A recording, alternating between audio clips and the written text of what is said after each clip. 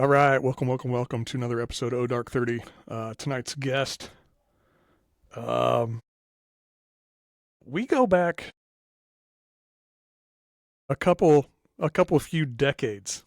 I met Fred. Fred Keeney's my guest tonight, and I met Fred. You were in college. You were a roommate of the dude my sister was dating. I was, I was in middle school, dude. I was like seventh or eighth grade when I met you and Aaron Booker. And yeah, dude, that was, what'd you say earlier? 34 years? Yeah, I think that would have been. I left Highland in '93, Yeah, so 33 years ago. right. Yeah, Yeah, I would have been seventh grade, eighth yeah, grade when you left. Yeah, yeah. that's crazy, I dude. left. Yeah, um, yeah. I remember your sister, and your dad. And yourself came to a lot of our football games, Oh, yeah, and and of course I remember talking to you on several occasions, and then of course I know you got along really well with Aaron. yeah. Yeah, great Still talk dude. to him. Still talk to him. I still get a message from him from time to time, which is really Anytime cool. I call or text, he's Johnny on the spot every single time. Yeah, Such a good yeah. dude. And so, yeah, what a great time. One of the things I remember the most, I remember about your family was how polite your dad was, but how he was energetic, Oh yeah, still is. like really happy, like a positive guy. I remember that so well. And as I remember you, you were very much like that as well. So just great memories. Um, yeah, fantastic, So fantastic. you are you're a former Marine. Yes, When did you go into the Corps? I went in May of 1993, and I retired June of um, 2015. At what rank? Chief Warrant Officer 4. Okay. Okay, so you went a different route after enlisting. You went to the warrant officer route, didn't you? Yeah, well, because in the Marine Infantry, unlike in the Army, where your only infantry warrant officers are really in your SF, in the Marine Corps, you have a warrant officer in the infantry called the official title is an infantry weapons officer, but in the common terms, you call him a Marine gunner, which is often many people confuse that with Gunny as a Right. gunnery sergeant, but it's different from the other warrant officers in that um, in standard practice, you have to be an E7 gunnery sergeant with 15 years service to apply to become a Marine gunner. Standard warrant officers, be they admin or logistics or anything else like that, they have to be a staff sergeant, E6 with a minimum of 8 years.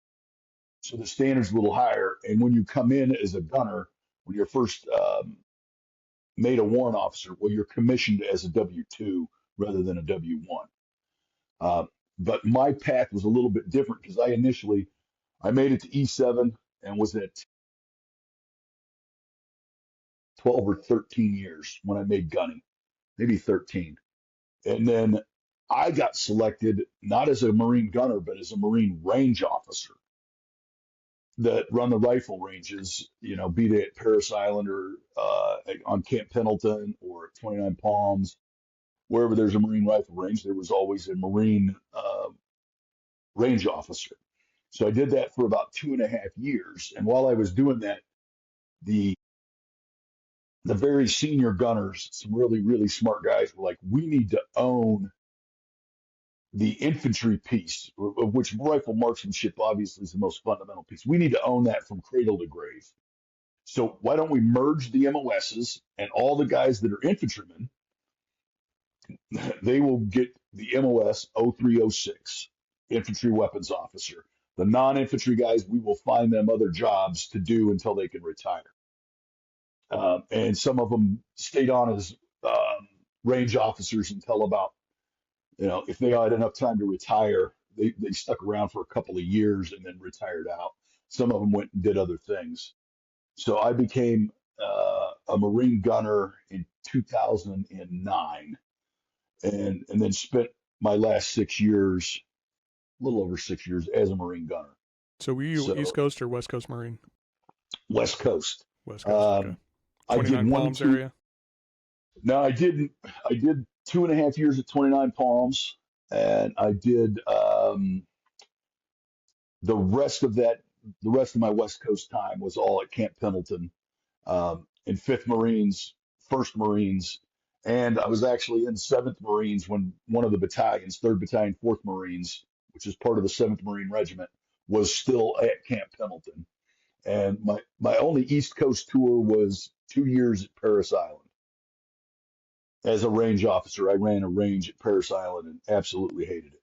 Hated every minute I was there. Hated that place. Hated everything about that I've never place. heard anything good about there. No, that the some of the younger guys that are drill instructors there, of course, they loved it and all the hoorah bullshit, but the politics were absolutely incredibly it was next level stupid. I mean, off the charts. Like, if you're ever around Big Army, I'm sure you saw worse. But for the Marine Corps, it was absolutely asinine. Um, not the training and recruits, but just the politics that went on there. Right. It was insane. Right. Um, and yeah, remind me to tell you. I'll tell you about when I almost became a commissioned officer through what the Army calls the Green to Gold Green to program. gold. Yeah. Yeah, which is MECEP in the Marine Corps, and I got selected for it. Came back to KU. Of course, I only needed 2 years of school because I had been at Highland, and so I got selected, and then got arrested and thrown in jail. Let's hear that story. I like that. That's a good start. Let's hear it. There's only so much about that one I could tell you because there's some guys that it could affect that the statute of limitations probably still isn't up on that. But long and short of it, I was in a poli sci class, and I meet these guys from Chicago. And so I'm 20. I was a sergeant, so I was 24 at the time. Yeah, because I went in at 20, so I was 24, and they're a couple years younger than me. But we get to talking, and obviously I look way different than all the college students. Like, I sit up front, I'm paying attention, I'm not reading newspapers or fucking around. Like, I'm a Marine at school. I'm doing this. And well, after class, I get to talking to these guys. Well, it turns out they were connected. Their families were connected in certain ways to, um, well, one, they were very wealthy, and two, they had connections to organized crime in Chicago. Yeah, that tracks. And I don't know that their families were ever in it, but they had connections to it. They at least knew the people. But anyway, went running around with those guys. I'm a Marine sergeant single at a college town. These guys got lots of money, and we were partying like rock stars. And one of them had a business venture where they would cater um, frat parties. So Okay. they would come in, they would have all the beer and the DJ and security and the whole 9 yards. And one of his partners stole money from him. So I went and got it back. And well, he called the cops. So you I were a didn't get mafioso enforcer for some time in college. Is that what you're saying? basically, yeah. And they didn't even really ask me to get it back. I was just like, these guys have always been good to me, and they've taken good care of me, and they spent a lot of money on me, so I'm going to go get their fucking money back. And I did. I got it back. But then one of the other guys that was involved ended up wearing a wire on us. Lawrence PD pulls this whole thing, and we get hemmed up. But they never charged me with assault. They charged me with theft because I took this guy's money. It's like, well, it's the other guy's money, but I'm not saying shit. I know better. I've been in the Marine Corps long enough. You don't say nothing to nobody. And the only mistake I made is I should have said I want an attorney, which I learned my lesson on that one. But so I got charged with I can't remember the exact charge. It's been so long ago. Basically, we're stealing this money. Well, I get an attorney, and he chews me out. He's an older guy too. He chewed me out for. He's like, you don't tell anybody anything. You tell me the truth. I tell the truth for you. One of the greatest lessons I ever learned in my life. You know, it was like a Goodfellas moment. Shut up. Shut up. Don't talk to anybody. But obviously, what this is where it gets really crazy. So I call my commanding office. Well, in the Marine ROTC, so you had the Navy as the commanding officer usually. Now they'll have Marines, but I had a Navy captain, and then a Navy commander was my XO, and the Marine officer instructor was a Marine major. So I call him and my staff NCO and tell him, hey, I got arrested. This is I got to tell him, and I tell him the whole story, and so of course this goes up the chain of command, and then my Navy captain he calls me in front of him. They don't even NJP me. They didn't hold office hours, nothing. He called me in front of him, and I told him what happened. Said, hey, I got it. He's like, yeah, and I'm not kidding you. These were his words, Captain George Schaefer. And I hope I could find him because I want to thank that man for saving my career. He literally saved my career. He didn't even NJP me. He could have maxed me out. Right. He didn't even do it. He's like, look, he told me straight up. And I didn't know this at the time, but he had a great deal of, what's the word? A great deal of love and admiration for the Marine infantry because late Vietnam, he was a corpsman Okay. and he worked in a hospital and he had taken care of wounded Marines. So he understood our mentality. Yeah, we're gangsters. Yeah, I mean, yeah, I got it. He understood us. And he's like, look, and he said it just like this. He's like, look, you fucked up, but it's not worth ending your career over. He's like, you made a bad mistake. You did something stupid that's out of character. That's not who you are. I've observed you for 2 years. You're a phenomenal Marine. I don't want this to ruin your career. And I walk out. The XO walks in, and I can't remember his name to save my life, but I can picture his face. And they're having a discussion, and the major walks in there, and then they're on the phone with headquarters Marine Corps with one of the colonels, and they're like, no, we want him out of the Marine Corps. He's done. He's finished. Send him back to the fleet. He'll finish his time, and then we'll get him out. And the Navy captain, I heard it through the door. He was like, I'm not burning him. No, he's a phenomenal Marine. I've observed him closely for 2 years. He's fantastic. He's exactly what you want in the infantry. He made a mistake. I'm not ruining a young Marine's career over this. Stuck his neck out.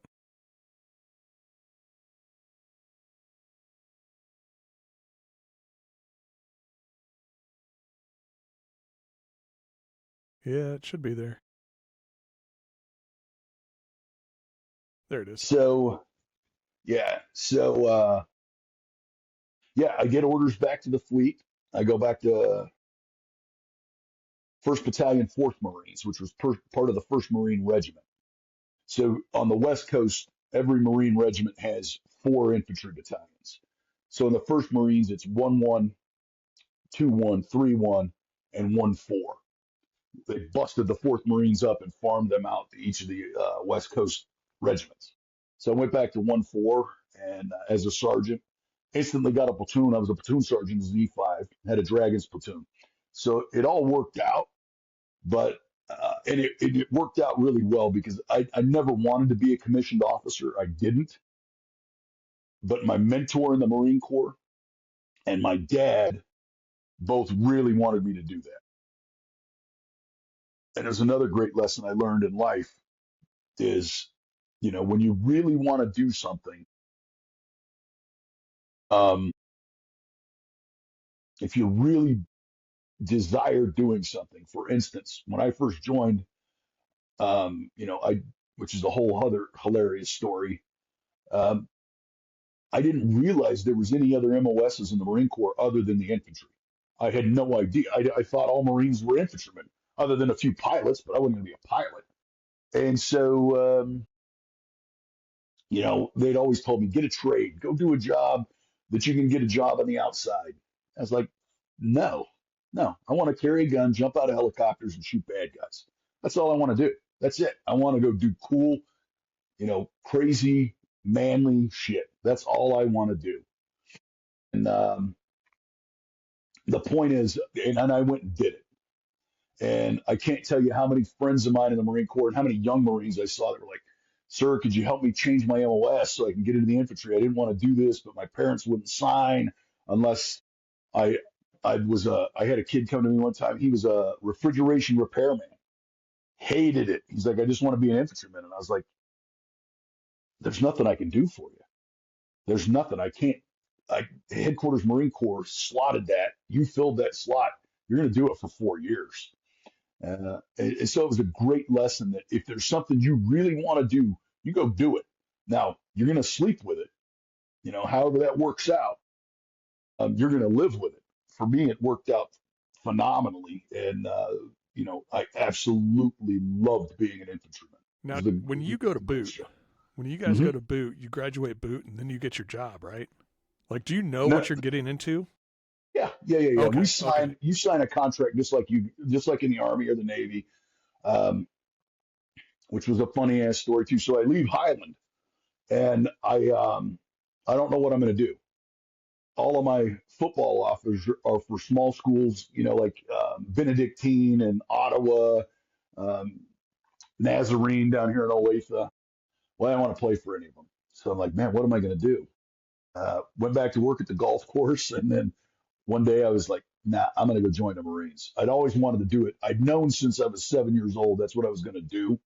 But I had listened to everybody else that told me, stay in college. You got to do this. This is the career path. And I did that for 2 years, and I realized I was miserable. I loved playing college football, and school was easy, but this was something I wanted to do. So I went into the recruiter who knew me, and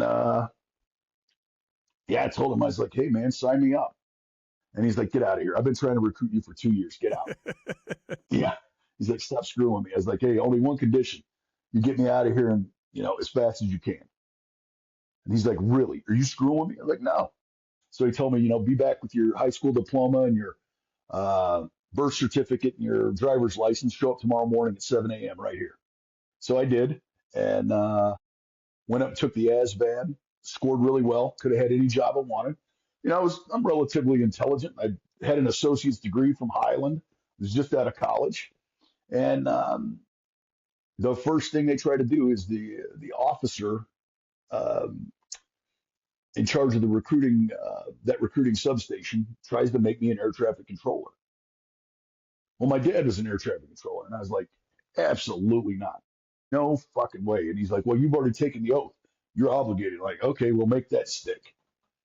So yeah, I started to walk out, and this master sergeant grabbed me. He said, well, what career recruiter? I'll never forget it, Master Sergeant Witter. And he said, well, what is it you want to do? I was like, I want to carry a gun, jump out of helicopters, and freaking kill people, man. That's what all I want to do. He's like, you want to be a grunt? I was like, yes. He's like, well, we don't have any grunt. There's no infantry slots. This is total bullshit. There's no infantry slots in the Marine Corps. Okay. Well, I didn't know what I didn't know. He's like, well, first I want you to go take this test. So they set me down and take the D-Lab test to become an intel guy. And he's like, hey, you passed. If you're an intel guy, it's just like a grunt, only you're going to do intelligence. And I'm like, nah, I want to carry a rifle for a living. And he's like, son of a bitch, I don't have any slots. Well, I go to walk out. And I was like, yeah, well, I'll go check with the Army. And he stopped me.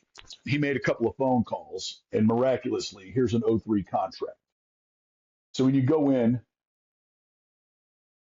so it's just on your enlistment paper, it says, infantry, O300, no, with no designation. You go to boot camp, and then after boot camp, then you go, in those days, we went from boot camp to MCT, which was Marine Combat Training, which was a month long. It'd be like a month long of basic 11 Bravo stuff, very fundamental. And then we went to a follow-on 8 weeks of, and after NCT, then we got our specific infantry MOS. And so some of it's based on needs of the Marine Corps and your GT scores. So all of us that had a little higher GT scores became tow gunners. Okay. Yeah. There was like, I want to say out of our company, there was probably about 25 of us became tow gunners. And so then we go through 8 weeks, 9 weeks of School of Infantry where we become tow gunners. And, of course, then the 0311s go do what they do. And then the machine gunners, the mortarmen, the assaultmen, because then we had 0351s at the time. I was a tow gunner. And so get done with tow school at Camp Pendleton. And then I go to Cuba for 13 months, go to Guantanamo Bay. It's funny. That Your was my first story week. about your enlistment is so similar to mine. Like Really? oh yeah, I was staying with Holly in down here in Kansas City somewhere, Mm-hmm. and I went into the recruiter and said, sign me up. And I had taken the ASVAB in high school. He's like, oh, you got a pretty good ASVAB. What do you want to do? And I was like, I want to go psychological operations. Like, that's what I want. That sounds awesome.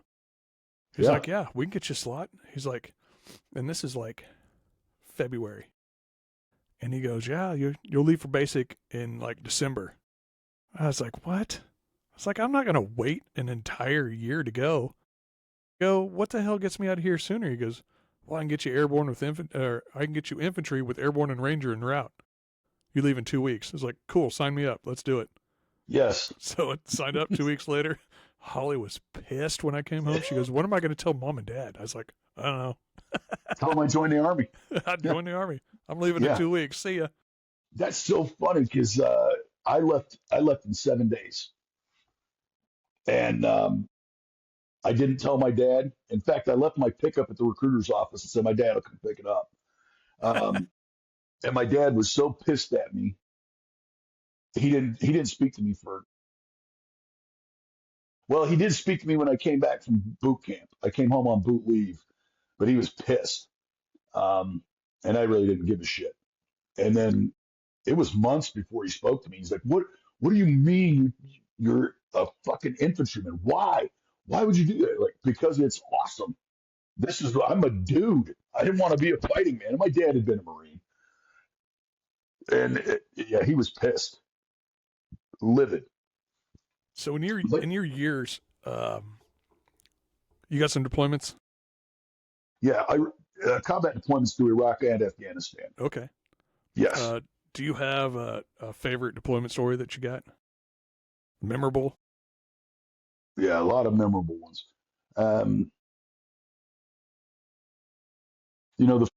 That first deployment to Iraq was in 03 in the invasion. That's when we got forgotten. We were in Afghanistan that time, and everybody forgot about us. Our ROE went out the window. We didn't get money. We didn't get resupplied. Everything was Iraq. We were just a little redheaded stepchildren that got forgotten over there. It was crazy. Yeah. Yeah. And that are a whole nother discussion, but that whole theater should have been done in 04. It was done. It was over with. Get out of there. Nation building in Afghanistan. No, it was stupid. It was intentional. There's not one general officer that said stupid. They knew it. They knew it. You couldn't no more make a democracy out of Afghanistan, than you could squeeze oil out of a turnip. You haven't been there. You know what I'm talking about. There's no way. That you take away the motorcycles and the cell phones. That's the 10th century, man. Oh yeah. They're savages. And but yeah, the most memorable 03 2003 invasion story. I was the platoon sergeant for CAT platoon, which is a combined anti-armor team. Those javelins and heavy machine guns, 50s and marks. They had a 72 man platoon. The first day we got into big contact would have been,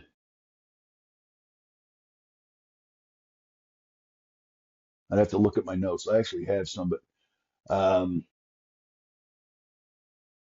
was about day 6, first big contact. Because the first day we took one of the gas oil separation plants um, in southern Afghanistan or southern Iraq. We drove up and secured one of those, and then the next day continued moving kind of north and west to swing out outside. First Marine Division went a little left of, what was the name of that city where all the Marines got shot up at the bridge? Fallujah. Nasiriyah. We Nasiriyah. we swung Nasiriyah and ended up going up out past Diwania. And right outside of Diwania, we had a tank platoon leading the entire battalion. So you got 4 tanks spread up front, and then my lieutenant's half of the platoon is in the lead. And then you got the rest of the battalion in Amtracs strung out for, gosh, 7-8 kilometers Right. down this highway. Well, I'm towards the rear because the S4 officer, who was a great guy, was begging for security, and rightly so. But as we're in the attack, moving forward, um, I had pushed my section, and I told the S3 officer, the OPSO, I'm going to move all the way forward, and then I'm just going to slow down my rate of march and let everybody else pass me, and I'll swing through. So then I'm providing security all the way through in the back. If we get hit in the back, I can run a 180 and go hit it. So just as I get up to the tail end of the lead rifle company, I hear contact over the radio. They went into an area where there was, on one side of the road was big berms that they had pushed up. I don't know if they were old irrigation ditches, but they're big berms. And typical complex ambush. They led off with RPGs and then machine guns. RPG hit one of our vehicles, killed my Navy corpsman, Michael Johnson, blew him out of the vehicle. And it was an anti-armor round, the best I could tell. So the plasma jet came in from the side. It hit the Humvee right between the 2 doors, between the passenger door and the driver's door. And so it'll shoot a plasma jet of molten metal through there. Well, standing up in the turret was one of my corporals, Corporal Frankie Quintero, and that plasma jet hit him right on the SAPI plate, blew him up out of the turret, but it skipped off of that SAPI plate, and sitting right there in the seat right beside him is Doc Johnson. It hit him in the face, killed him instantly, blew him out of the vehicle. Well, I'm hearing this radio traffic, contact, contact, contact. There's no time to develop the situation because I can hear it now. So we dump it, and I get up about a couple kilometers, and I still haven't made contact with my platoon. So I stop real quick, and me and one of the sergeants in the vehicle behind me, we jump out and we run about 100 meters because I'm trying to find them. And we see a couple of guys run into this little building. We shoot at them, and I'm like, I don't see our vehicles. I don't hear it. So we haul ass back in, punch up further north. Then I finally make contact with my guys. And I can see in their faces, obviously, this was all of our first time being in real combat. And, the wide-eyed looks like, all the laughing and joking's fucking over. There's no more funny shit happening now. And one of the sergeants runs up and is like, look, Sergeant Peck's vehicle got hit. Doc J's dead. Quintero's wounded. He's up with the lieutenant. And there's this big firefight going on. So I kind of organized my tow guys on the left flank because they're reinforcing. The Iraqis are reinforcing with trucks out about 3,000 meters off to our south. And we shoot a couple of tow missiles. Corporal J.J. Johnson sent a tow missile right at the back end of an Iraqi truck full of troops, and just, I mean, popcorn. It just blew them all out of it because I was watching it through another tow. And then it dawns on me, hey, I can't be in the fight. I'm the platoon sergeant. I need to figure out where the lieutenant is, figure out what he needs.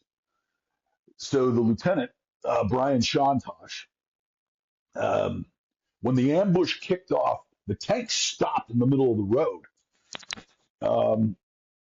So he couldn't push. He couldn't push through the ambush. So he had his driver, Corporal McCormick, just pull a hard right, and he drives them right up into the berm, right on top of these guys. Um, Corporal Franklin was a machine gunner with a 50 cal. He has to unhook it because he can't depress far enough, and he's hitting them at point blank range with a 50. The lieutenant, the driver McCormick, and Private First Class at the time, Kerman, dismount, go into the trench, and basically kill a platoon of Iraqis, maybe a few more. Just crushed them. Then they come back, and when I get there, there's Iraqis fleeing out across these wheat fields, running with their rifles, trying to run away with their rifles and their RPGs, and we put Mark 19 on them going across this wheat field. Sergeant Colin Keefe hit him with a couple of bursts of Mark, and killed another squad out in the open. So that was my first big, and I wasn't in the heart of it. And obviously, being a platoon sergeant, that wasn't really my job so much as to fight as it was to facilitate everything the platoon commander needed to make sure he could conduct his fight. And out of that, Brian Shantosh won the Navy Cross. Kerman and McCormick both won Silver Stars, deservedly so. There should have been a couple of more Bronze Stars come out of that, which the lieutenant did write guys up for them, but they didn't get them. They got Navy Commendation Medals with V, but they should have had Bronze Stars. I mean, there was some real bravery. Those Marines threw down. After the initial shock, that instant of the shock, they did what we had trained them to do. So when did things get real for you the first time? That day. That was really real. I mean, we'd had some sporadic shooting around the gas oil separation plant, and in the following 3 or 4 days as we moved up. But that was the day, and that was the day that you realized that mom, apple pie, none of that means anything. It's none of that's helping me here. And that's like the switch flipped, and I was all about warfighter then. Like, I understood precisely what was going on then. I've said it before on here that when we were actually in Kentucky doing a training, doing a one-on-one with the Strikers, Striker vehicles before they came into service, and that's when we got called up and found out we were going to go to Afghanistan. I got all excited. We all got excited. Called Dad up, and I'm like, "Hey, we're going to war." He's like, "It's nothing to be excited about." I'm like, "Dad, I'm going to show. It is." And so I told him, and I tell people this all the time. I told him how, in a way that he wouldn't understand. I was like, imagine you practiced high school football every single day for 4 years, but you never got to play a game. I was like, this is our game. Yes. This is what we practice every single day for. Yes. And we're going to go play our game. And we did. We played a solid-ass game. Yeah. And that was the only way I could, and that's the only way I've ever told people, like, who don't understand it. I was like, if you go to your job every single day and you type the word yes in your computer every single day, but never hit enter, you're not going to do anything. It's like, this is what you trained for. This is what we trained for every single day, 24 hours a day, 7 days a week. That's what we do. That's it. And this is varsity level. This is our game. And that's the only way I've ever been to reach people and let them know, like, why people like us who have done the things that we've done and want to do those things. That's why, that's, you want you and your brothers to go play the shit out of that game, and that's what we did. 100%, 100%. Like it's. Of course, I don't ever speak about it with civilians. I don't because they well, one, it's never relevant. Right, and they don't understand. They can't. We speak a language that they just don't. It doesn't make sense to them. Like, why would you want to go into that? And it's like, this is what I was built to do. This is all I want to do. Like, and there's a But part of it that's they kind don't of have that love and that trust that you no, do with the dude left and right. That those two no. boys are right in there with you, They're going and to throw down. right, and that's what civilians don't understand because they don't have that. Mm-mm. They don't understand No, that love that we have in the infantry for our brothers, and it doesn't matter what branch it is because no. we love the shit out of our Marine infantry because we know they're not pogues like everybody else. They're infantry like us. Yes. And, it's one of those things, the Air Force, they got their war fighters with the PJs. Hmm. We had TAC Ps attached to us to drop big ass bombs on little bitty people, and it was amazing. And, those dudes, even our docs, even like your corpsmen, those guys that were with us on the line platoons and line companies, those guys were not pogues. Those guys were grunts, No. just like us. Hardcore. They earned every bit of it, and yeah, people don't understand that. Civilians don't understand that. Well, I don't think there's any context where you can really make it make sense because combat it's so absurd. It's just it's madness, and there's no way unless you've been in it to feel it and understand it. And you hit the nail on the head when it comes. Why do you do those things? Well, one, I'm not letting you go unless I'm going. Because there's no way I'm letting you go into a fight without me. No way. Two,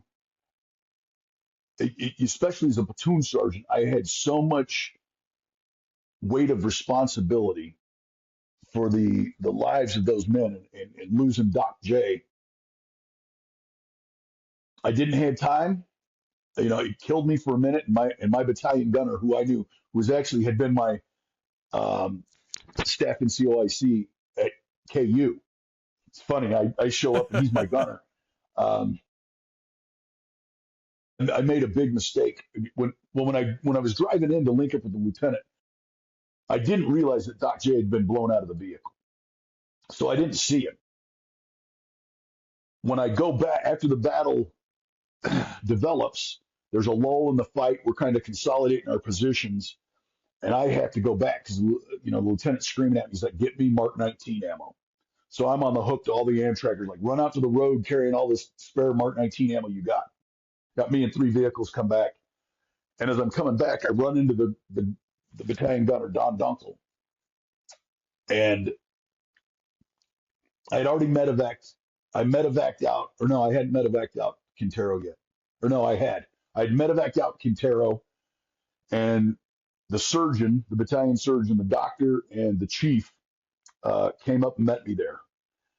We get Quintero in the Amtrak to get him medevaced, and I grabbed the chief and the doctor and said, Doc J got blown out of a vehicle and I can't find his body.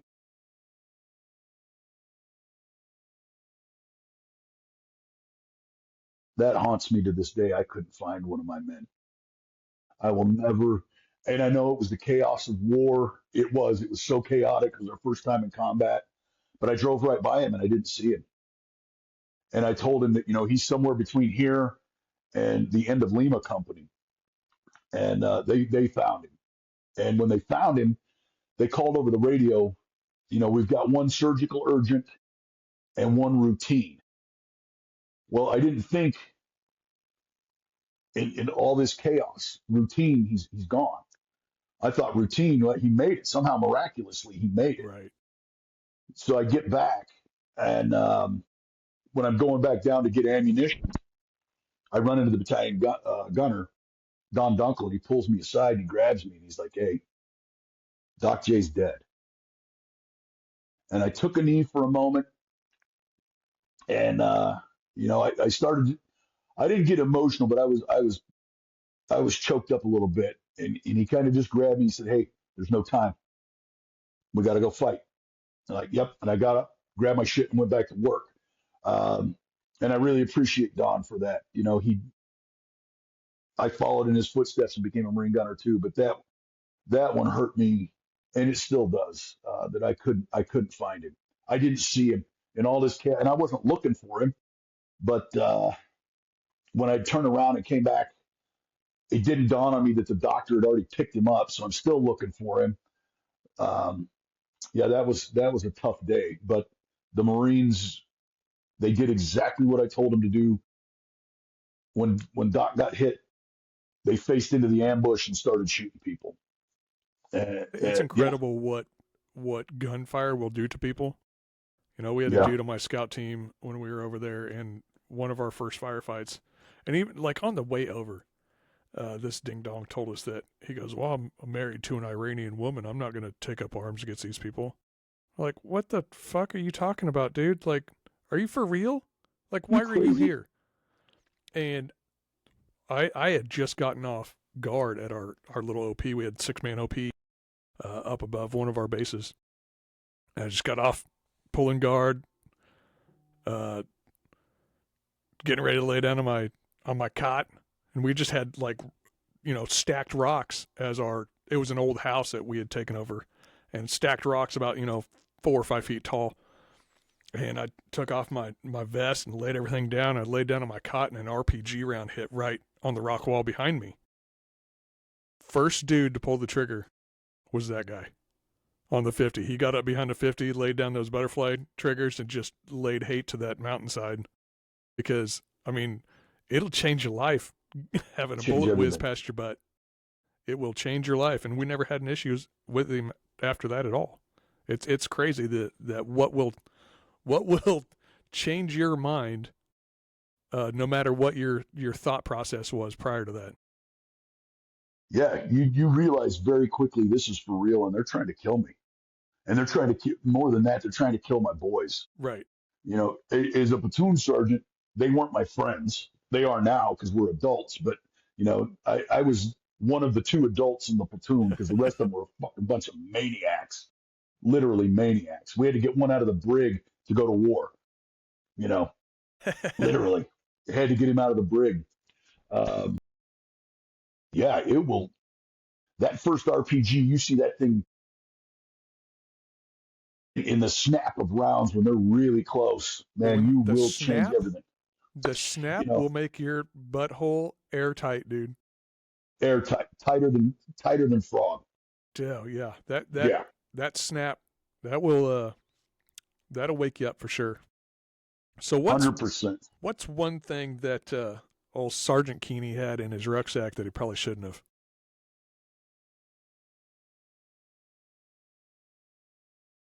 Actually, are you talking about when I went on that deployment? Any deployment, anytime you went anywhere, do you have anything in your rucksack you wasn't supposed to? You know what? On the one to Iraq, I did. I had a bottle of Jameson's whiskey, but That is I a didn't. true Irishman right there. Total.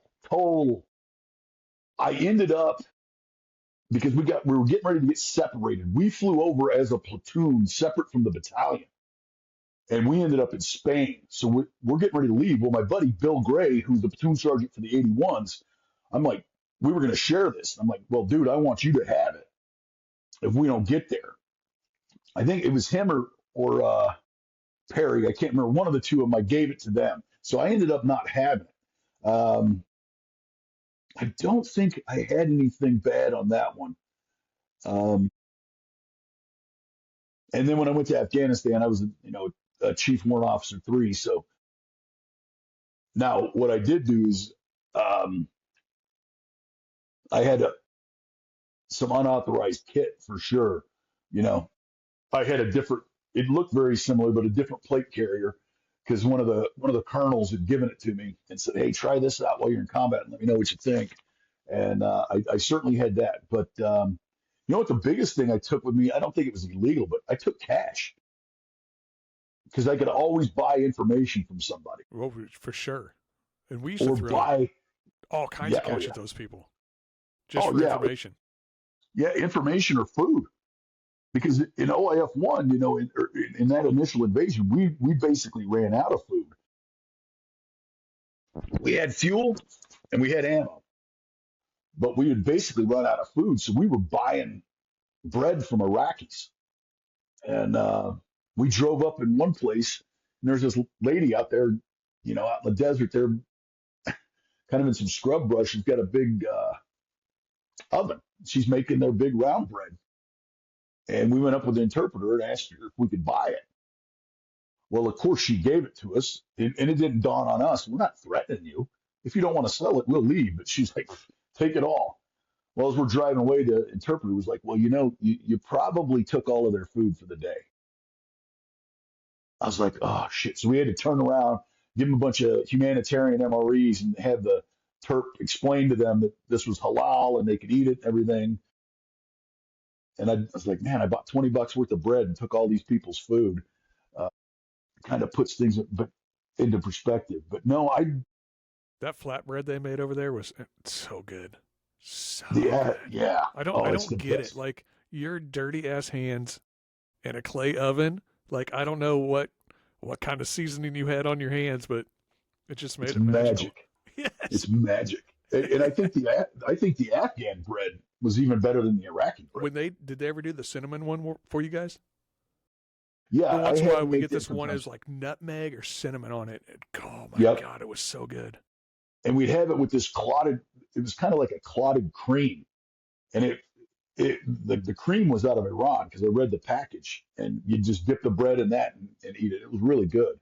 But no, I don't remember taking anything. I don't think I didn't try to sneak everything out I could have. I But of almost course, came back with a Dragonov. I should have had I it. had truckloads of And them. they're like, well, I took this off a stop we had, like a Yeah. checkpoint, and I was like, these people are like, oh, this truck's clean. This is one of them 4-door Toyota Hilux things, and it was like, Oh, anybody greatest drop the vehicle back ever. seat? They're like, what do you mean drop the back seat? I was like, the back seat flips down. There's a whole area back there for guns. Flip that back seat down, and there was this Dragonov in there. This thing was clean. Ah, And told my CO, I'm like, sir, come on. Just, come on. He's like, no, we can't do that. You know where that thing is today? Battalion headquarters, Fort Drum, New York. They could take it, but I couldn't. But I came back with I don't know how I snuck it through because they come through and you check all your bags. The customs dudes check all your yeah. bags. I still have, it's in storage somewhere. It's a wooden case, a wooden box, a handmade wooden box, probably 8 inches long, like 5 inches wide, and only about, I don't know, 3 inches deep. And it's got a Russian mortar sight in it. Still has the original paperwork Yeah. that I took off somebody who didn't need it anymore. But I Yeah. mean, we came back with schmogs that, those dudes didn't need to wear those anymore, so they were mine. I've got several of them. I wear them in the wintertime. I had several of them. I've given them almost all of them away now. I had all kinds of little trinkets and stuff that I've given away. And in the initial invasion, I mean, we had truckloads of Dragonite still in the plastic Killed for one of those. captured. We were trading the Pogues because they'd pull up in these big supply convoys. We'd jump up on the side of the truck and be like, "Hey, what do you got to trade?" And one kid was like, "Copenhagen." I was like, "You give me a roll of Copenhagen, I'll give you a brand new Drogonov SVD with Oh the optic." And he's like, "Hell yeah," because we were out of Copenhagen. yeah, dude, I that's mean, the quickest thing we ran out of.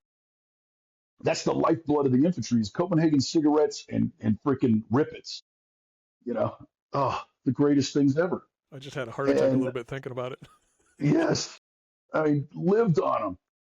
But yeah, I didn't, because when we got to Kuwait, they told us that, like, if anybody gets caught, they're going to keep the whole battalion here.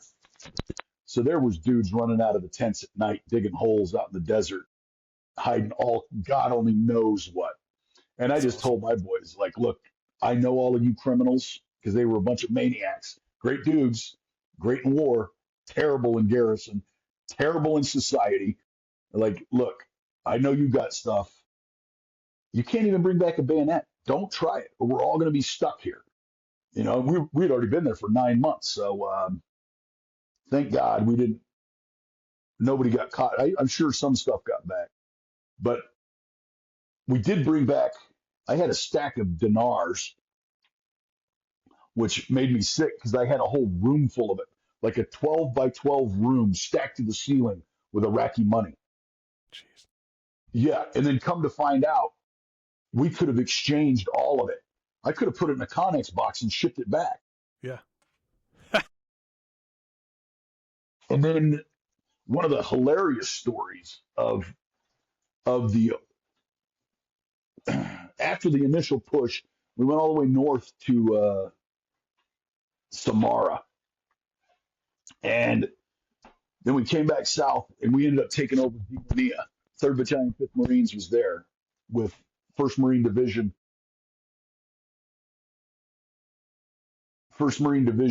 headquarters, and I guess we've been there about 4 months, three months, and an Army MP company came and was attached to us. They were out of Fort Riley, and this was the first time I really worked with anybody in the Army outside of the SF and the Rangers. Um, That was eye opening. their no, their staff NCOs were phenomenal. They were great dudes, great dudes. I mean, their platoon sergeant was a douchebag, but their squad leaders, those staff sergeants, and one of them I stay in touch with to this day, Jim Dementius. They were great dudes, solid dudes. But the Army had put so many restrictions on them. They had all their ammo was banded up in ammo cans, and they had to count rounds coming in and out of the gate. And so they came to me and were like, "Hey, man, do you have any spare ammo? Like, what do you need?" And they were like, "Well, what do you got?" So I go out, I got a building, 20 by 40, stacked to the ceiling with Mark, 50 cals, laws, AT4s, no, not laws, we didn't have laws yet, AT4s. We had everything. They take whatever you want. This is all combat ammo. It's written off. Hell yeah. And they're like, are you kidding me? It's like, yeah, take whatever you want. And these poor guys, they've been there well, the first funny story, we'd done left seat, right seat with them because they were going to take over kind of the policing of the city because we're not made for that. My guys were tearing shit up, causing problems. So we go out and do a low level raid to pick up some bad guy. I didn't go on it. My lieutenant took them, and they go out and do this raid, and then they come back. Well, they get to do their first one. They do their old con op, and they go out and do it. And one of these goofy MPs sits down on a freaking couch, and it feels funny. So he lifts it up and looks under it, and he finds like $2.1 million US shrink wrap. And we all stood, they brought it in, and they're taking pictures of it, and they're all proud. And one of the staff and Army staff and CEOs like, why do all you Marines look so sad? And like, because we would have stole all of that. What are you talking about? You're turning it in. Are you crazy? No, man, why? You can mail it back to yourself. Why? What are you doing? But they turned it all in, and we were so sick. We were like, oh my God.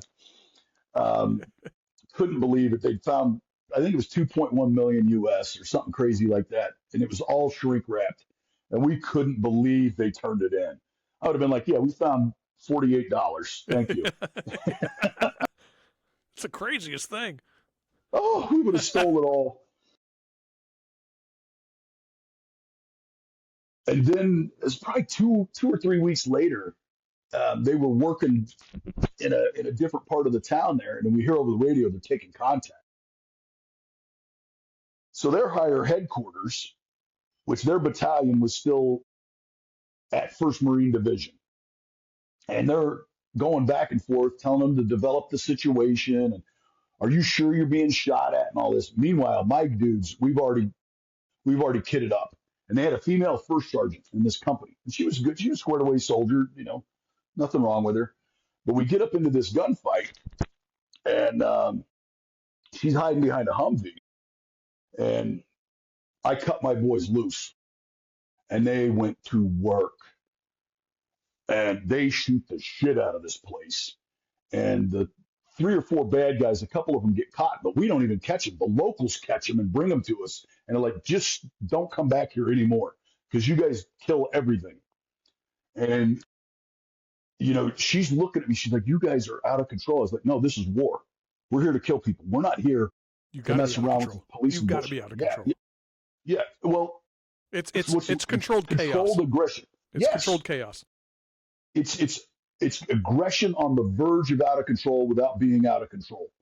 You know, it's controlled chaos that I can direct. And I mean, my boys went in there and whipped ass, and she was in shock. I was like, this is nothing. You should have seen the big gun fights. You I should have mean, seen this yesterday. is just, oh, but That's what. So we did a lot of missions with SF when we went yeah, over there. great dudes. We built the or helped build a Sodabod where they took Marcus Luttrell like a year after we left. That's when Red Wings Yeah, happened, and we built that base up with SF over there. And every time, we'd go on a sniper mission with them or something, we'd leave the wire, drive down the road like a mile, and they'd stop, get out, and be like, "All right, take all that shit off." Like, what? So we're like, "Yeah, where we're going, if it's your time, it's your time. That stuff's not going to help." It's like, oh, that's yeah, okay.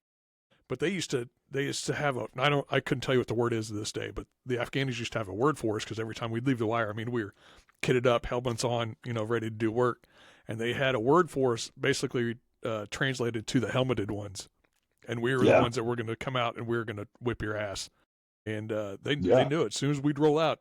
I mean, dudes in helmets, dudes in goggles, dudes in Oakleys, whatever we had on, we were ready to whip your ass up and down that valley.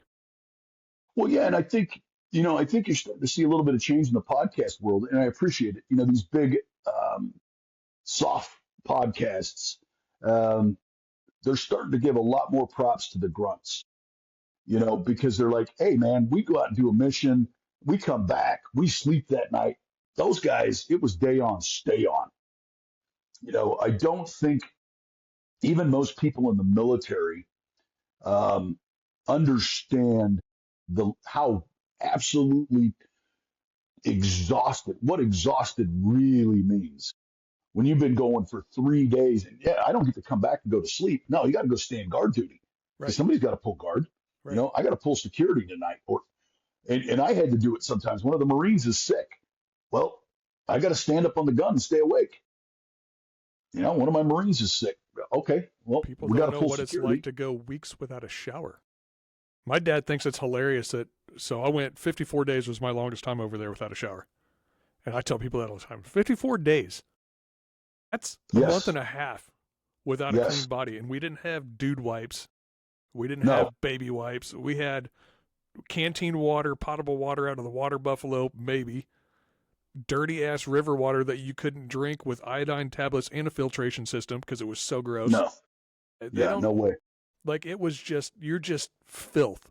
And that's what Oh, you just lived in filth. You were around filth. You shit in a hole. You had lye to put on top of the turds. You peed in yeah. piss tubes that the docs dug in the back by the tents. Yeah, people don't understand the amount of disgusting that we were. Well, you think you're so dirty, you don't think you can ever get clean again. Well, yeah, You're just so filthy. You're like, I don't think I will ever be able to be clean again. And it's funny you say that because, like, in the push in OIF 1, you could trace the 1st Marine Division by the socks because we were all wearing mop gear. You had those terrible ass mop boots on that are making you're sweating through your boots, and there's no washing those socks. There's nothing to wash them with, and two, they're starting to deteriorate because you've had them on for 5 days. Your feet, you got basically have trench foot. Well, we hit this compound. We got in a big gunfight. Ended up taking over this big. It was a military base of some sort, and we found bales of socks, and it was like the greatest thing ever. So you see, we're just throwing bales of socks to rifle platoons as we're driving by, and they were cheap, Arab made or Chinese made socks. They sucked, but they were clean. And so we were just throwing socks off the side of the road, and these became disposable. Like we'd wear them, And then, after a couple of days, you just take them off and throw them off to the side of the road and put on a new pair. So I think we went about 6 weeks without a proper shower. I want to say it was right around there, a month to 6 weeks, something like that. And the only time I'd ever gotten semi-clean. Now we were wearing mop suits, so we didn't. That first couple of weeks, we were wearing mop suits, so we didn't stink real bad, other than our feet, because that charcoal was sucking up all the body odors. But man, by the time we came back from Samara, and we were living in dumps, that was the only open places in those cities. So we'd set up perimeters and dumps in the middle of these cities, and oh God, the filth! Like, people can't understand. No. How People used to ask me all the time, disgusting. they're like, what do you want us to send over in care packages? What do you want? You want chocolate? You want booze? You want that? I was like, I want socks. I want Socks. fresh, clean, soft socks. That's it. Socks. Just send me socks and some beef jerky. I learned that. Oh yeah, I learned that lesson. Like, when I went to Afghanistan, I ended up buying a bunch of darn tough socks. Swear by them, the greatest Yeah. socks ever, and I wore them forever. Now in Afghanistan, I could get clean, but yeah, in Iraq, oh my gosh, when it was just horrible. And in Afghanistan, you might go a week, where I was at, without a shower. Um, but of course, you stunk all the time. The whole country stinks. Yeah, the whole country The whole stinks. country smells like an open sewer pit. Um, it's just filthy. Yeah, the average civilian can never grasp third world filth. Yeah. It's to just third world, the it's people crazy. around here is like East St. Louis Yeah, or no, downtown East St. KC Mo. No, that's not Yeah, third and world. no, Not even close. yeah, compared to Helmand Province, Afghanistan, East St. Louis, or the north side of St. Louis is like Club Med. I mean, it's beautiful. It's a freaking paradise compared to Nowzad, Afghanistan, which was just primitive in its best day. Yeah, crazy. Um, yeah, the filth and the sickness you get from it. Yeah. My God, The the burn sickest pits, I've ever been. burning shit with kerosene, stirring it with fence post. Yeah, Yep. that was a way of One of the life for us. Yeah, and it was for us for a long time. And that later in the deployment in Afghanistan, um, we got wag bags. I So don't even you know what the would, hell that is. yeah, it's a plastic bag with basically kitty litter in it, with another bigger bag to close everything up in. So you had this little toilet, and you'd set it over that, go in that, and then you could seal it all up, and you keep the flies out of everything. Because you remember sitting on those shitters, and the flies are just Oh, dude. everywhere. And our sickness dropped by like 70% within a week of using wag bags. It made a huge difference. But yeah, and I think that's one of the things that I notice the most is the smells. That will trigger things in me more than anything. I'll Oh, smell yeah. something similar, For sure, and man, 100%. Every time that's the biggest trigger for any memories or anything like that. It's the smells every single time. yeah, and it's crazy too, Levi, that like a lot of it I can't remember until Yeah, I'm around guys that were there. right. And then we start talking, and then I'm like, oh yeah, and then it'll come back to me. It's weird how you block that out until you talk to somebody who's been there, who you're with, or whatever. It's such a weird Yeah, physiological feature that we trauma bond, but we block that shit out until it's time to talk about it again. yeah, and you can only really, for me, I can't speak for anybody else. For me, um, I can't share that with people that didn't do it. In casual conversation with people, it never comes up. Um, I've had a few people kind of probe, and I've gently told them, yeah, I don't want to talk about it. And it's not, oh, look at how cool and mysterious Fred is. No, you don't want to realize that you're sitting next to a fucking monster. Right. But it's funny, You like don't want to if know. if that stuff comes out at all in like a drunken conversation at a bar with a stranger, and you happen to slip and talk about the conditions that you were living in, they'd be like, who in the fuck is this psycho? And Yes. why is he talking about shitting in a hole in a box in a foreign country? Like, yeah, Because that's what I remember. that's what I remember. Yeah. That Yeah. was my life. Yeah. Yeah. It's so. Holly's favorite story from Afghanistan is we had I don't even know where we got it. We found a toilet seat and screwed it to some 2x4s and had it up on our OP, and that was our toilet. And we got in a firefight up there one night, and they put like 3 or 4 holes through our toilet seat. I was so Pissed pissed. you off. Like, you just destroyed the greatest thing in this shit ass mountain was my toilet seat, and now I can't sit on it anymore because it's got bullet holes in it, and now I'm angry. And now I want to just go scorched earth on your ass for my toilet seat.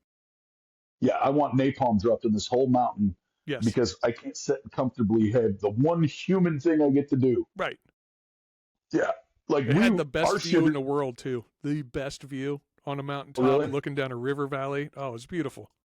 No better way to take a shit. So obviously you were in eastern Afghanistan. We were northern. We were up in the Kunar. Oh, okay. Province.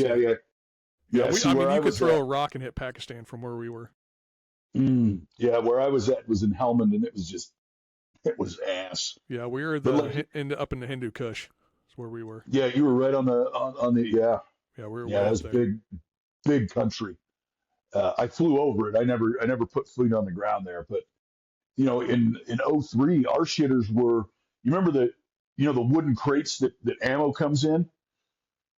So you'd have 2 ammo cans inside that wooden crate. Well, we take that wooden crate and cut some foam around the edges. Yeah. That was your shitter. Yeah. You'd just be driving by, and there'd be whole platoons of grunts sitting out there shitting on them. Their buddies standing there. Yeah, it's like, it's shit's funny, and you talk to a civilian about that. And they look at you like you got a fucking dick growing out of your forehead. Yeah, they cannot grasp that. They can't understand. It's like a made-up sci-fi novel to them. It's the only way I can describe it. Yeah, it is. It's they can't even comprehend. I mean, maybe some guys that have done some hardcore like sheep hunting or something that have been out on the bush for a couple of weeks on a hunt. They could probably relate in a way to it. But it's like, yeah, but we weren't going and crawling back into a tent. Like we just got in a vehicle and we slept setting up. Right. Or in our case, we slept with rocks stacked around us in our sleeping bag in a puss pad. Yeah, I mean that's all you had. There's nothing. I mean, there was no, and especially you guys that at that stage in the war when everything had pushed to a rock. Yeah, you guys were out there with you were happy to get a fucking chem light. Oh yeah. Well, can I get rounds tonight? No. Okay, cool. Thanks. Appreciate it. Yeah. I guess I didn't need those. It's okay. That's one thing I'll say for the Marine Corps. We would run out of everything else, but we'd never run out of frickin' ammo. We would get turned down for loom rounds, for like, hey, they're shooting at us over there. Can we pop some rounds? No? Okay, cool. Thank you. Appreciate it. I guess we'll do it. Yeah. I noticed that with some of the big Army units that the bureaucracy, like we didn't work with them much, but I was around 3rd ID when we were in Iraq. And they had levels of bureaucracy to clear fires. Yeah. We're just out there like, fuck that, send it. I was like, it's a 61 millimeter or 81 millimeter. Can you just throw it at that mountainside, please? Like, you already know the great points. I've given you. I could walk you into it. Just drop some rounds. That's all I want. Yeah, and if it's in this country, it's already paid for. It's not like it's costing you anything. Right. My mom and dad bought that 81 round, and they want it shot. Right. You didn't set it here to count. Yeah, that kind of shit I saw in Afghanistan, not with ammo, but with equipment. One of those funny ass stories. We were working south of Nowzad in a place we called the Triangle of Guilt. There was 3 villages there: Mama Karez, Mishmash Karez, and something else. I can't remember what it was called. We got in a couple of not big gunfights. They were small, sporadic stuff, and we pushed in between 2 of the villages and had a The engineers came in and pushed up a berm in a triangle for us so we could sleep that night. Well, I woke up the next morning and it was cold. It was in October in Afghanistan, so it was cold. And there's 13 Marines laying in a line on cardboard. They don't have a sleeping bag, nothing. And I'm like, what the?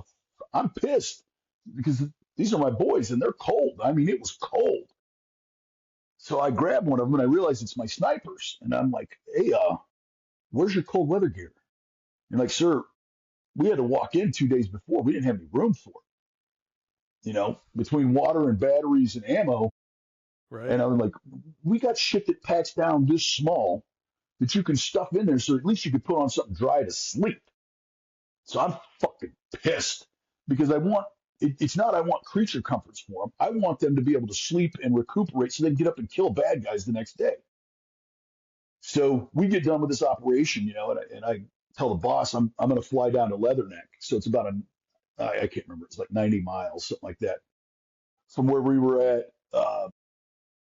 From our headquarters in Musakela, I flew down to Camp Leatherneck and Bastion. The British were on one side, the Marines on the other. And I go into the supply, and there's a chief warrant officer there. So, of course, he gets up, we introduce ourselves, and we start talking. And I'm like, hey, man, we have any of this cold weather gear? I've seen some of these guys walking around. We call them happy suits. I'm like, do you have any of those? He's like, shit, I don't know. He calls in a staff sergeant, and she comes in. He's like, do we have these happy suit things? She's like, oh, yeah, we got a whole warehouse full of them. And I'm like, give me your fucking phone. I call my boss, the battalion commander, and say, hey, boss, I can get the whole battalion this cold weather gear right now. And he's like, hey, don't break any laws, but I want that equipment. Brother, it was a nightmare. I spent 8 hours going from like the supply sergeant who had to sign off on it. And he's like, well, is it in there? I don't see it in the Atlas system. And then thank God one guy's like, yeah, it's here. I see it all. And then I end up in this lieutenant colonel's office, and he's like, well, what do you guys need up there? And I'm like, I just want cold weather gear. He's like, yeah, but he's showing me all this stuff. He's like, we got protein drinks, and we got this. I'm like, hey, sir, none of that shit makes it to us. None of it. And he's like, what do you mean? It's supposed to be shipped out. I was like, because your guys are all rat fucking it down there in the warehouse because you guys are all sitting up here punching the computer. None of that shit's coming to us. And he's like, well, what do you need? I was like, well, if you bring my boys cereal, the sugarier the better, with that terrible ass milk, you bring them that, tons of Copenhagen and cigarettes, and once a week, if we could get fresh meat, and they'll fight for indefinitely. And Rippets. Bring me in every case of Rippets you can get your hands on. Don't even ask my supply lieutenant, who was a great lieutenant, by the way. He was great, but he was a lieutenant. He got like, don't even ask him, just drop it off. The grunts will eat it. Trust me. So I go through all this rigmarole, finally get the last signature, and I'm walking out. And this is how indicative of where the war was in 2011. This master gunnery sergeant in the S4 had went over and got the RC Southwest sergeant major. Mind you, I'm a CWO3, and I'm respectful, but I ain't taking no shit from anybody. Well, he comes walking up to me. He's like, hey, Gunner, what are you doing here? I said, I'm getting my boys cold weather gear. And this is, I'll never forget it. It still makes me mad to even think about it. He's like, well, Gunner, if you take all this equipment, then we'll be below 80% stocks, and we'll have to brief this to the general. And I was like, why is it here? If that equipment's here, it's not here to be fucking counted. It's here to be on a Marine's back. I watched 13 of my snipers freeze their asses off for a week because they couldn't have any warm weather gear because they had to carry everything in. They didn't have any warming gear. And I watched them freeze for a week. Now, if you want to come up and grab your shit, jump on a helo with me and go to work with those guys and tell me, you can tell them yourself that you don't want them to have warm weather gear. He's like, yeah, but we're going to have to report this to the general. I was like, yeah, I took communion with him in mass last night. You tell him it's Keeney from 2-4. He knows who I am. I'll sign it all off right fucking now. I was like, I can't even believe we're having this conversation, Sergeant Major. He's like, well, does your boss know you're here? I was like, who the fuck do you think sent me here? Because you guys jacked around my lieutenant, my supply lieutenant, who couldn't get anything in. So I came down and pulled a couple of strings, and here it is. And we got the cold weather gear, but you would have thought I stole it. And like I told this one guy, he's like, if it's in this country, it's been paid for by the American people, not to sit in a warehouse and be fucking counted, but to be on the back of a Marine in combat. It got counted to be sent over here to be issued. It was it was the biggest bullshit. I couldn't believe it. I was sick. You know, and I told the sergeant major, I'm like, yeah, this conversation's over. I'm going to get equipment. And we got it moved up there. You know, big supply train brought it up. It took a couple of weeks, but we got it. And you know, that's when I knew it hit me like a ton of bricks. I'm like, there's no interest in winning this. It wasn't about winning the war. It was about keeping it going, from my point of view. They wanted that war to keep going so the money could keep flowing. You test out all the new equipment, all the new gear, get all the old munitions shot up. And, you know, a lot of very senior officers moved on out of the military into very good jobs in the defense industry and made lots and lots of money. And that kind of bureaucracy, I mean, we got in huge fights over ammo, Marines over ammo, because there was one little paragraph in the ammo order that says these certain stocks of ammo cannot be used for training. Well, I'm in a ammunition meeting with my regimental gunner, Steve LaRose, I'm like president of his fan club. And we're like, we got it, but we're Marine officers and we can write, what's it called? Like not a MOA, but basically saying, hey, I understand the order. I'm not going to follow it and I'll take that heat. And they still wouldn't give us the ammo. So we had to word everything that like, we're not doing training. We're confirming zeros, some goofy shit like that. I'm like, why do you people act like it's your ammo? It's not. Right. That never made any sense to me. As like, you didn't actually pay for any of this stuff. You're just hoarding it all like a little elf. And I don't understand why you need to hoard it. Like give it to people who need it. Give it to people who want it. And it's funny, like all the supply people, all those little supply idiots, they got the coolest and the greatest, brand newest gear ever that they wear around. It's like, hey, let me get one of those. They're like, you're not authorized. Well, you're sure to fuck not authorized for it, so why can't I have one? Oh, yeah. Happened all the time. And I'd never seen it in the Marine Corps until 11 and 12. And then, you know, and they're building Leatherneck. They built this huge operations center. I mean, it looked like stadium seating. It looked like a lecture hall at KU with massive boards and all this. They were building it for the fucking Afghans. I was like, these people can't even fucking read. They're going to take down all of those TVs and go put them in their house if they have electricity. Well, they'll still have them in their house. They don't need electricity. They just have a fancy TV in their house that doesn't fucking work.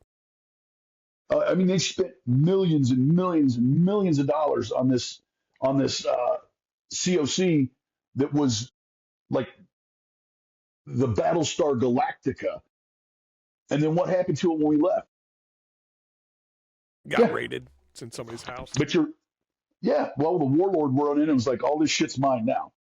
And you're bitching about my guys getting cold weather gear? It was absurd. And then I guess it was later on that week I had come back down because our regiment had an annex there. And I'm sitting in the annex filling out some paperwork with a Gunny trying to get something else. And in walks Regimental Sergeant Major. And to this day, if I ever see this son of a bitch, there ain't gonna be no words. I'm gonna ball him up. Hardcore. He comes in and he's like, hey, Gunner, no more going to supply. And I was like, hey, you got a problem with anything I did? You can call my boss. And he said, well, we did. We had a conversation with your boss. I was like, oh, we did. We had a conversation. I bet that was an interesting conversation. Well, you know, you got to follow proper procedure. Like, I didn't have time. I got men in combat who are freezing to death. If you got any more fucking problems with me, you take it up with my boss because I ain't listening to it. You're dismissed. And he's like, excuse me? I said, did I stutter? I mean, that son of a bitch. Like I said, if I ever see him, there won't be any words. I'm just going to tattoo him. I mean, I could not, and I knew something was wrong because when he walked in, all the enlisted Marines just left. And I was like, what the hell? And so later on, I grabbed one of the Marines that I knew who had worked for me at Paris Island. I said, what the fuck? Why did you guys all bail when the sergeant major? He's like, because he fucks with everybody. I'm like, okay. It all adds up. And then the new regiment came in. Uh, I think it was it sixth? No, second Marines. Second Marines or sixth Marines, one of the two. Um, Night and day. The new sergeant major, Jamie Dietz, phenomenal. He was great. He cared about the Marines. He was all about combat effectiveness, but he was like, "Hey, I'm here to throw beads from the Mardi Gras float, man. I'm here to help morale." Jamie Dietz treated the Marines like grown men who were in combat, not like children. And the regimental commander, um, was it Colonel Schultz? I think was his name, Schultz or Schmidt? Schultz. He was straight and narrow, but man, he was on it. Night and day difference between um, the previous regimental command, or as you guys would call it, brigade. Night and day difference. So good leadership changed everything. And when this new command took over, it was obvious we had a little bit more freedom of movement. Our left and right lateral limits widened out, and we were able to do some more good work. But um, yeah, I think back to what kind of originally started it, seeing these soft guys, these SEALs and Green Berets and Delta guys talking about the grunts, they get it because they saw it. They're like, these dudes are going 6, 7, 8, 9, 15 months. Some of your Army deployments were so long, you know, and it's day on, stay on. There's no break. You know, you could go in a run and gun battle for 10 hours, and then you come back. You got to clean weapons. You got to stand post because somebody's got to pull security. You got to clean vehicles. You got 10,000 things to do before you get a chance to sleep. And then, oh, by the way, you just lay down. Oh, next mission. We got to go. Yep. And that's what brought me to do this. I listened to their podcast, watched their videos on YouTube and stuff. And I'm like, yeah, we've got really good stories. We're not special. Yeah. We're not Rangers. We're not tabbed, whatever. But we've got good stories. And some of them are better than those dudes. Hands down, better stories. They're just more televised. They're just more mainstream than anybody else. That Levi, and it's easier for them. And I'll say it like this because when you got a platoon or a squadron you got all adults. They're all fucking grown-ups. These are professional fucking soldiers that have been in a long time. It's easy to get those guys to do their job. Go be a squad leader he's got a 13 or 12 men under his charge, plus a machine gun attachment and maybe a rocket attachment. I mean, you got a E5 sergeant running 20 dudes in contact all day, every day, never stops. And he's 21 years old. 21 years old with a high school education.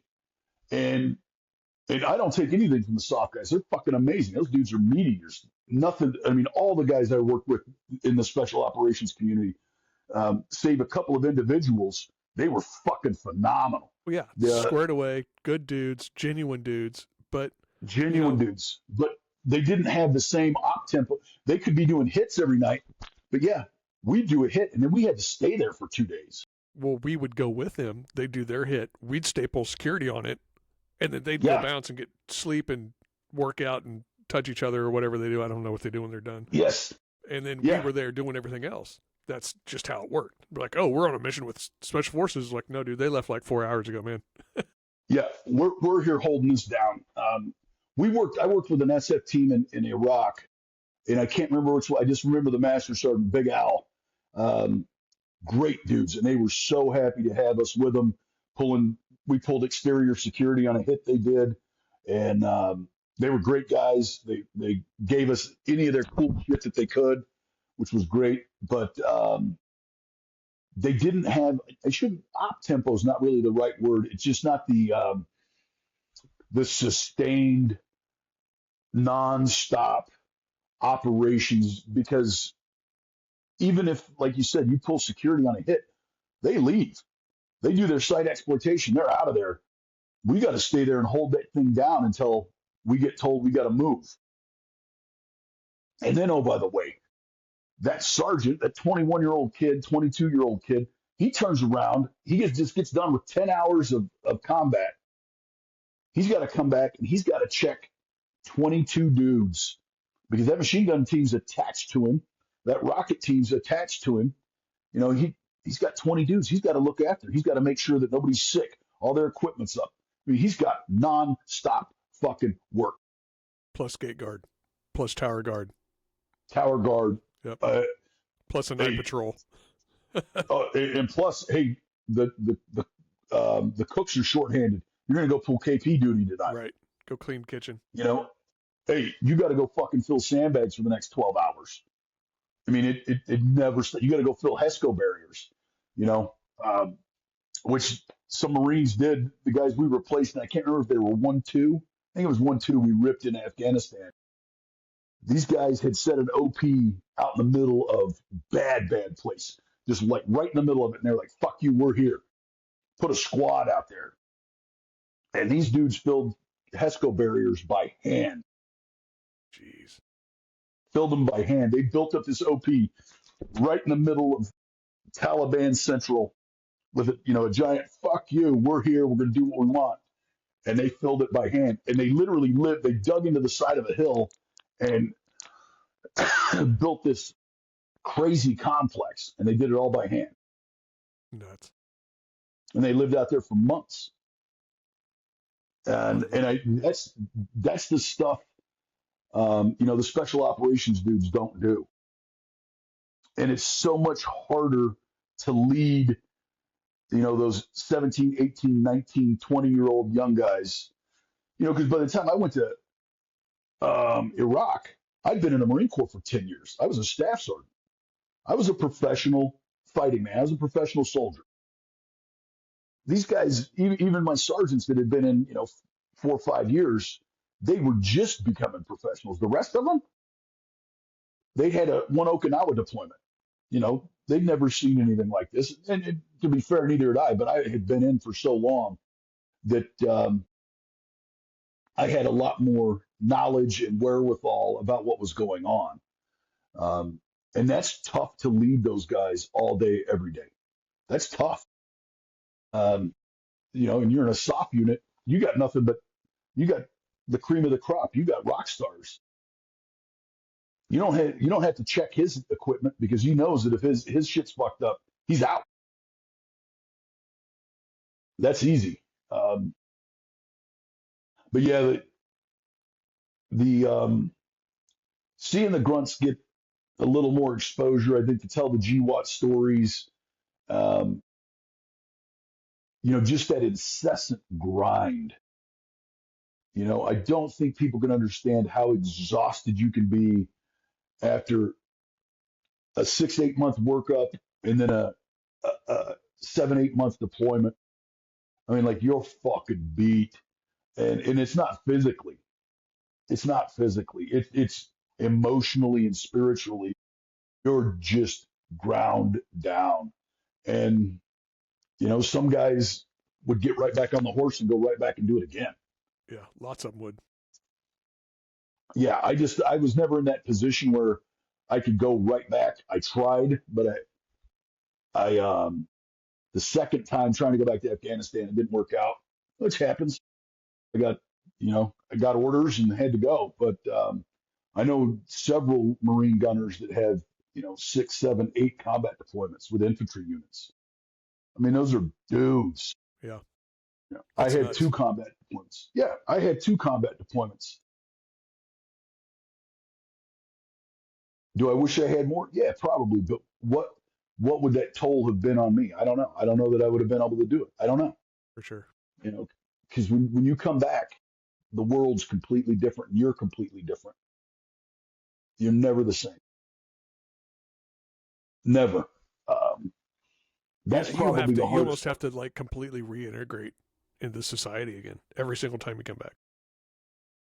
Yeah. You have to re-assimilate.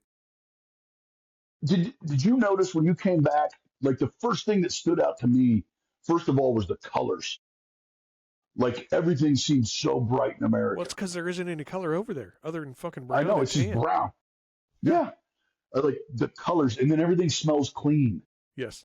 And I was like, Like even my dirty clothes when I came back smelled clean to me.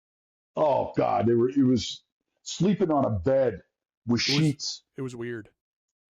It Like it you was had to get crazy. used to it again. It's like people who go to prison and they sleep on shitty mattresses or whatever, and they have to like reassimilate. And some of them are like, I'm going to sleep on the floor, and they do for several months or whatever because it's more home to them at the time than a mattress with sheets that feel good and a blanket and shit. Yep, I did. I had to sleep on the floor for probably a month when I came back because I couldn't sleep on the bed, and I had such crazy anxiety when I would get up in the morning and I'm not completely switched on, but like I'm just going through my routine and I'd be walking out the door and I didn't feel my rifle slung. Right. I'd have a fucking panic attack. And as weird as it may seem, I couldn't realize that I was back in California. I It didn't dawn on me. I couldn't conceptualize that I'm not in Afghanistan anymore. And after I came back from Afghanistan, I came home to Kansas City and took my kids to up to Crown Center to the aquarium. I'll never forget it. My son and I were talking about it the other day. I got out of the truck, and getting out of my pickup was the same as coming out of one of the MRAPs, only a little lower, obviously. And I didn't feel that M4 slide, and I literally had to stop. I started sweating, and I mean, I was legitimately scared, more scared than I've ever been because I didn't have my rifle. And it took me 3 or 4 minutes, and I got both my little kids with me, and I'm like, I could not come out of wherever my mind was. I couldn't come out of it and come back to reality. And I was in a full panic that I didn't have an M4. And it took me about an hour to come down from that, and I still couldn't. It's hard to explain. Like I could think and intellectually say, I know I'm in Kansas City. I'm at Crown Center, Right. Right. but my mind was saying, no, you don't have an M4. You know, where's my body armor? Where's my gun? And like, yeah, I mean, it was a full blown panic attack. I was just talking the Uh, other night with my buddy about being out in crowds, being out in public. I still don't yeah, like it. Never really no, had since I got home. And I haven't been in Afghanistan in several years, like decades. And the when you get home, how tired you are, like exhausted or drained that you are, because you're so hyper vigilant when you're out in public, especially when I got my kids. Like I'm so hyper vigilant when I'm out there that I wear myself out and I'm drained when I come home. And it's yes, it's it's crazy. yeah, well, that's the price we pay for the game that we played. We're never, you know, when I first came back, I left 2nd Battalion, 4th Marines, and then went to St. Louis to 2nd Battalion, 23rd Marines. So there was, the Army calls it the cadre for the reservists, right? So I was what we call I&I staff, inspector instructor staff for 223. And over the course of GWAT, every reserve battalion now got an active duty gunner. So that if that battalion deployed, they had a gunner that had been with them, that knew what they were doing, and they could deploy with them. And the sergeant major there, Brian Fogarty, good friend of mine, like, and my boss, um, Colonel Van Riper, they recognized how, like, I forgot my own promotion to Chief Warrant Officer 4 because I came back and no, this is all bullshit. Doesn't matter. I played in the big game. This stuff is irrelevant. Um, yeah. Colonel Van Riker called me one morning. He's like, "Hey, where you at?" I said, "I'm driving into work, boss." He's like, "We're standing in formation to promote you." I was like, "That's today?" He's like, "Yeah." And I had to go in and talk to him. And I'm like, "Look, sir, when you tell me stuff now, I'm gonna have to write it down and put it in my phone because I forget everything now." And about 2 days later, Brian Fogarty, he was like, "Hey, Gunner, come shoot the breeze with me." And we got along pretty well. He's another Irishman, so we were pretty tight like that. And he said, "Hey, man, you got a problem." And at first, I kind of bristled, like, "What the fuck are you talking about? I got a problem." And he's like, "Hey, look, th- we're grown ups here." He's like, "We can do this the easy way. We can do it the Irish way. We can just knuckle it up and go at it." And I'm like, "Okay." He's like, "Look, man, you got a problem." And I've been going and seeing this person at the Air Force Base, and it's really helped me. And like I said, I kind of bristled and got pissed, and then I'm like, if this guy's saying this to me as a friend, as somebody that cares about me, maybe I need to sit down and listen. And so he told me what he'd gone through, and working with this woman at the Air Force Base. So I said, "Yeah, I'll go do it. Hell yeah." Um, so I went out there and met with this lady, and then walks this little 5'2", 105-pound civilian lady. And meanwhile, I walk into an Air Force base. I'm wearing Desert Digital camis. They look at me like I'm a fucking freak. Uh, you know, all these leaf eaters just staring at me like, "Oh my God, who the fuck is this maniac?"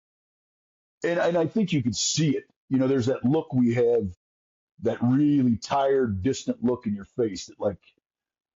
And I asked her, "So what the fuck are you going to tell me about combat?" And she's like, "Nothing. I've never been to combat. I'm not going to tell you about that. I'm going to tell you how your brain got broke." And she helped me, and I did all the homework she gave me diligently, and it really helped. It did. It didn't switch everything off. And I told her my biggest fear was that switch, being able to go from, in the color codes from like green to red instantly. I'm afraid of losing that. She goes, "Oh no, you'll be more switched on than everybody else for the rest of your life." And so, like you're saying, when I'm in big crowds, I'm watching everybody. I'm watching hands. I'm watching feet. That guy's a threat. That guy's nothing. It's exhausting. But yeah, that little civilian lady really helped me a great deal to process properly. Um, I don't think it's the emotions. I think it's the physiological, and for me, the spiritual change that you undergo when when you hate people that much. And I fucking hate them. I won't deny it. Now, hey, they were tough fighters. I respect that, but I still fucking hate them. Every single one of those savage fuckers. I hate them. Um, and because I saw what they did, I saw how they lived. They're barbarians, and I don't apologize for that. But that lady really helped me. She really did, and it helped my short-term memory come back, and I could stay focused on things. But the hardest part was like, um, none of this is important anymore. We got Super Bowl rings, dude. We played in the Super Bowl. There's what's left. You want me to come play fucking flag football now? No, no, I'm good. I'm going to set this one out. It's a very, very, very tough adjustment. I agree. Yeah, and I think one of the things that the military really, really screws up is that you come back as a unit, and then within a couple of weeks, guys start getting out. Guys start getting orders. Like I got orders within, I think, 30 days, 45 days of being back. I didn't even get to see my boss, my battalion commander, do his change of command. I didn't even get to see that. I was gone. I went with 223 or 323 to go do their AT because their boss wanted me there. And I get it, but it killed me because I didn't get to see all of my people leave. When they should have, when we come back as a unit, as a battalion, it should be 6 months that nobody goes anywhere because those are the only dudes that know all the shit that went down. And you can decompress from that and start to normalize a little bit as much as possible because you come home and you realize, hey, I'm never going to be that cool again, ever. I'm not going to get to do anything that badass and that cool ever again. It's never going to happen. Right. And that's hard. Yeah. That's really, really you want me to, you know, now I'm worried about, standing officer of the day. What? No, no, I don't care.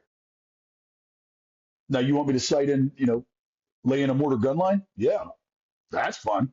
But the rest of it's just, it's like there's one of those great motivational pictures, and it shows this young Marine throwing down in a gunfight. He's just throwing down, and it says PTSD, getting home and realizing you'll never be this fucking awesome again. And it's so true.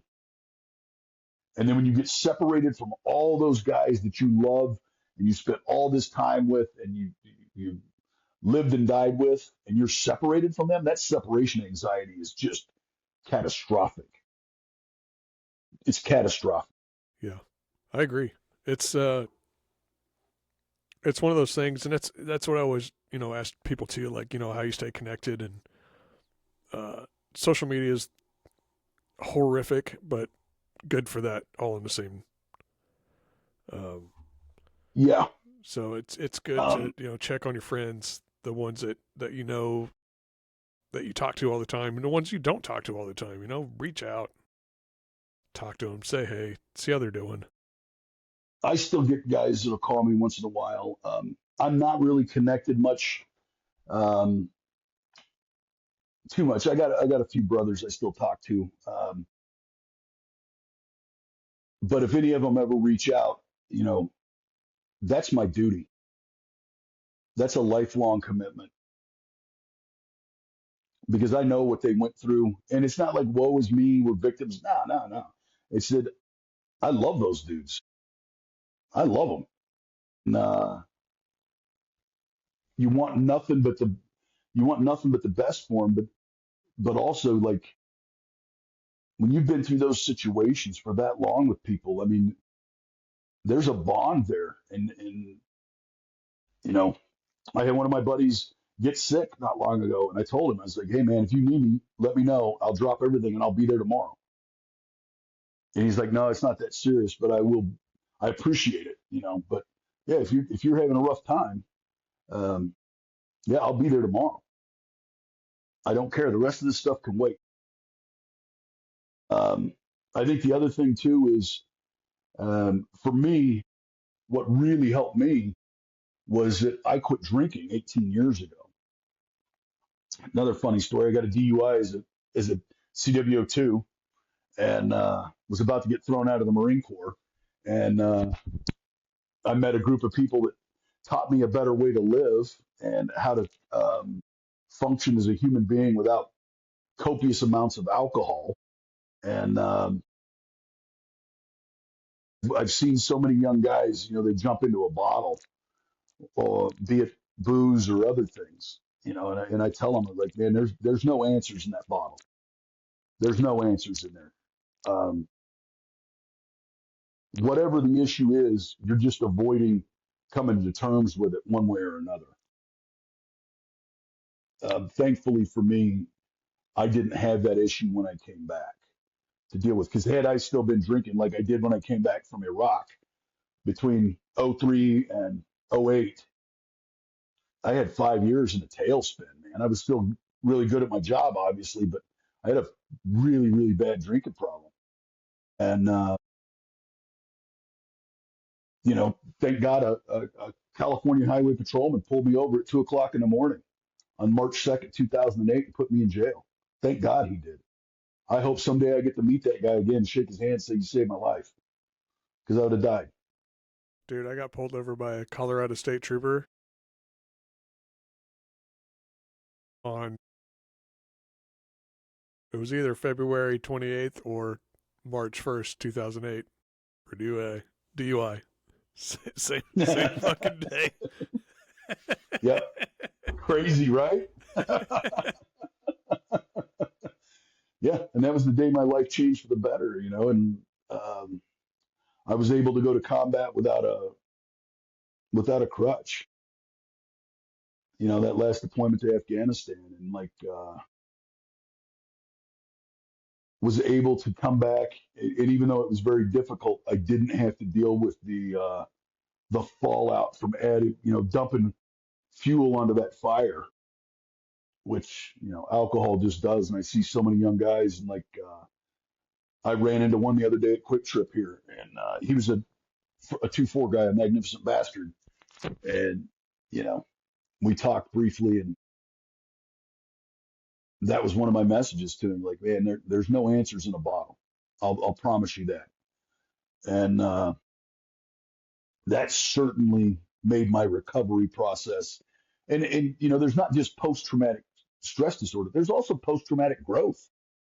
There's a lot of positive things that come out of um, living that life. A lot of positive things.